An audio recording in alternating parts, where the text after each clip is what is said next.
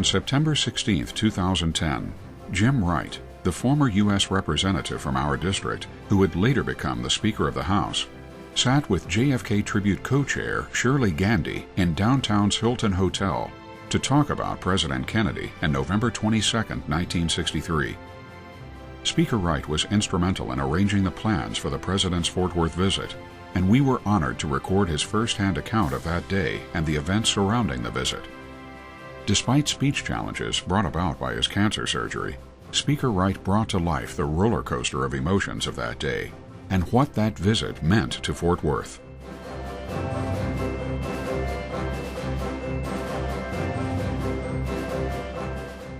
On that Friday morning, November 22nd, 1963, that seems like an eternity ago, the people of Fort Worth were joyous, expectant, eager to see their president. I think most of us in the United States at that particular point in history, as well as those of us in Fort Worth most surely, felt that this was our finest hour. From the moment he decided to run for the presidency, he had stood for a thing that was commemorated in all of his campaign tours, the song High Hopes from the movie Hole in the Head, Frank Sinatra movie, told the story of those little silly old ants who tried to move a rubber tree plant.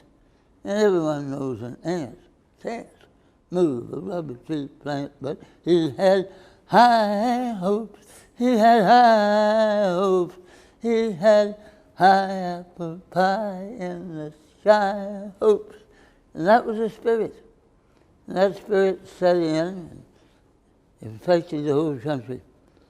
Young people, moved by President Kennedy's famous challenge in his inaugural address, ask not what your country can do for you, but ask what you can do for your country, felt moved to come in droves. They came literally in thousands to sign up and volunteer to give a year of their lives without pay to the Peace Corps, teaching young people in downtrodden economies throughout the world literacy and the lessons of sanity and sanctified living. All these things that were important to them, and throughout the world in all these countries were coming to us and asking for us to send Peace Corps volunteers. People of Fort Worth were particularly proud because his coming to our town meant so much to us. And I want to tell you a little bit later about what he was saying in his speech in this hotel that morning. But early on, I got up, crack of dawn, looked out the window, because I'd spent the night here in the hotel, supposed to be here with him for his first event outdoors. And I looked outside, and it was raining cats and dogs. What a dismal thing. I felt like the Dickens.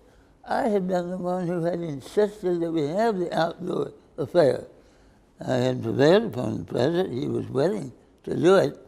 Some in the Secret Service were not enthusiastic about it. But I wanted him to be available for plain people, ordinary people, average people, the kind of folks who punch the time clock at 8:30, it's 9 o'clock. To have time before that to stop and see their president. I looked out and the rain was falling on the very spot where we had prevailed on the President of the United States to come and talk to our people. Well, some of the people had umbrellas. They had already arrived. Big crowd was there a full hour before the time that was advertised. Some of them had newspapers folded over their heads. protect them from the rainfall. And I thought, my gosh, I've gotten the president in terrible trouble here. What in the world? How's he going to go out and speak in that cotton-picking rainstorm? Then, about 15 minutes before it was time for him to go, skies cleared up, clouds went away, sunshine broke through, dried up the rain, and I thought, the luck of the Irish, my gosh, he did it again. None of us, of course, at that time could dream or dare to think of that dreadful tragedy that was waiting to occur just hours away. I went by and picked up the president at his room, and we walked through a clamorous lobby with already a lot of people there, out to the waiting crowd, and the president just passed up the speaker's stand that had been erected on a flatbed trailer for his use, plunged right into the crowd, shaking hands, moving from one to the other in that inimitable way that he had. It showed he loved to share with the people, as always he did. And when he got up on the platform, somebody shouted, "Where's Jessie?" And he said, "Well, she's getting herself together. It takes her a little longer, but then she's prettier than we are when she does." And he said, "Nobody ever wants to know what Lyndon and I were wearing." And that broke the ice. And they loved him, and loved everything he said. And he couldn't bring himself to leave. He kept on talking with them. He was enjoying them, the interplay, the cheers that came back and forth. And I thought whimsically of that favorite poem of his,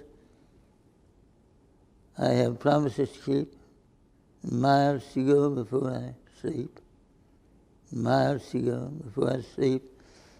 So he went on, and then when he finished, we came upstairs to the grand ballroom here in this old Texas hotel, now the Hilton Hotel, and it was filled with people who had been chosen carefully by Raymond Buck, president of the Chamber of Commerce, and with my suggestions.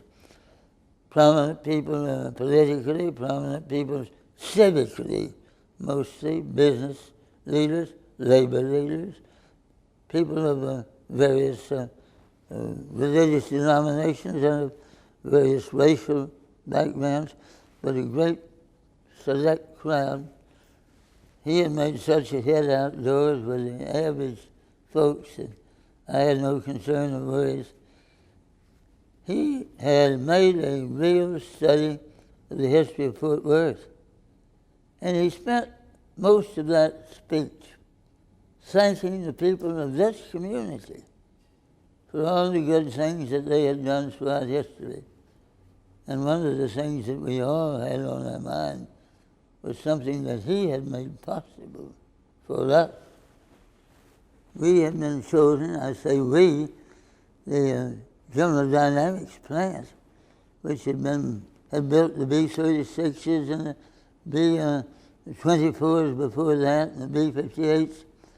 After the premature termination of that B-58, which went twice the speed of sound, there were about 18,000 people there as that biggest employer of our community who were without jobs. And thanks to the president's interest and his intercession, we got the contract to build the TFX.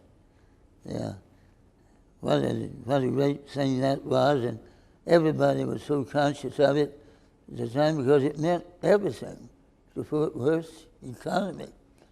And the mere absence for a few months from the payroll for 18,000 people had done much damage to our entire economy, because that many people would not be able to pay for groceries.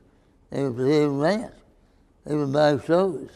They would do all the things that the merchants and other businesses in Fort Worth needed done. But he made us feel good. He made us feel strong. He identified with us, spoke of the beginning of Fort Worth as cavalry posts. there on the banks of the Trinity near the present courthouse. And he talks about times in which we have made big contributions.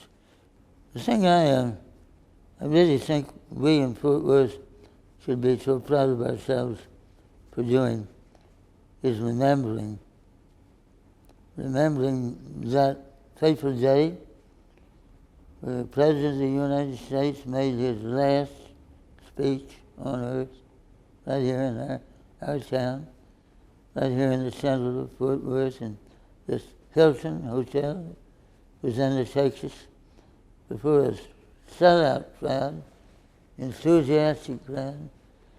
We should remember the things that he did to revive our local economy, and I know we're deeply, deeply grateful for that, and humbly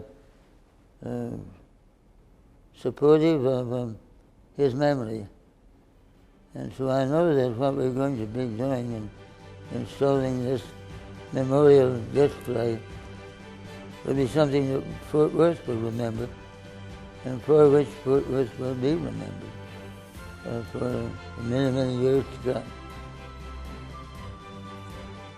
The September 16, 2010 video session with Jim Wright has been edited into 3 categories: November 22, 1963, Fort Worth; November 22, 1963, Dallas; and Jim Wright Other Memories.